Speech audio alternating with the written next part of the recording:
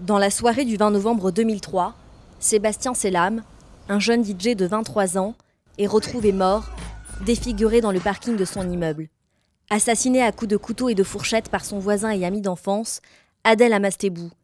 Ce tueur rentre à son domicile, couvert de sang, il dit à sa mère « J'ai tué un juif, j'irai au paradis ».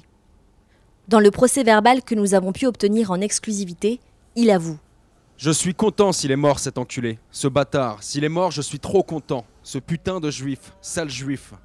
Adel reste, selon le rapport de police, calme, posé et cohérent. Manifestement sensé et volontaire.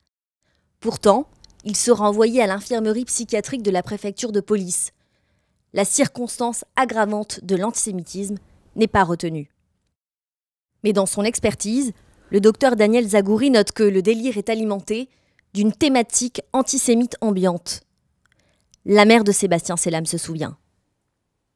Sa mère était antisémite. Elle m'a déposé un poulet égorgé devant ma porte.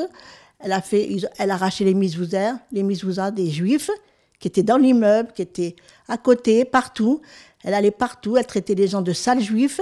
Oui, je me suis battue pour que le caractère antisémite soit reconnu depuis que mon fils est décédé. Ça fait 14 ans. Ça fait 14 ans que je me bats pour ça. Une bataille perdue. Les experts psychiatriques arrivent tous à la même conclusion, une abolition totale du discernement. Pourtant, il a déjà été condamné pour injure antisémite à l'encontre d'un rabbin à peine un an auparavant. À ce même moment, Adel vient d'arrêter le traitement qu'il prend pour soigner la schizophrénie délirante paranoïde dont il souffre depuis 4 ans. Adel sera donc jugé irresponsable pénalement et jamais incarcéré, mais placé en hôpital psychiatrique. Une erreur judiciaire, aux lourdes conséquences, pour Axel Metzger, l'ancien principal avocat de la famille. Il était tout juste diplômé au moment des faits. Je pense que si on avait combattu l'affaire Selam avec un procès d'assises comme ils le font, on aurait dicté un message en France, en 2003. On ne s'attaque pas à un juif de France.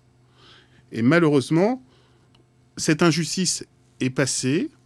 On a considéré que les Selam n'avaient pas besoin de la justice, n'avaient pas besoin d'aide, n'avaient besoin de rien. Et maintenant, l'addition, elle est lourde pour les pouvoirs publics.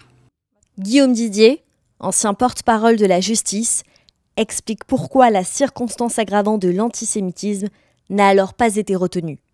Le procureur de la République, le juge d'instruction n'ont pas retenu le motif antisémite. En revanche, je peux vous dire qu'à l'époque, effectivement, il n'était pas ni pour le législateur, ni pour l'institution judiciaire, ni même pour la société, très naturel de relever ces circonstances aggravantes d'antisémitisme. Et pour une très simple raison, c'est que cette circonstance aggravante de crime antisémite ne date, dans le code pénal français, que de 2003, l'année même du meurtre de Sébastien Selam.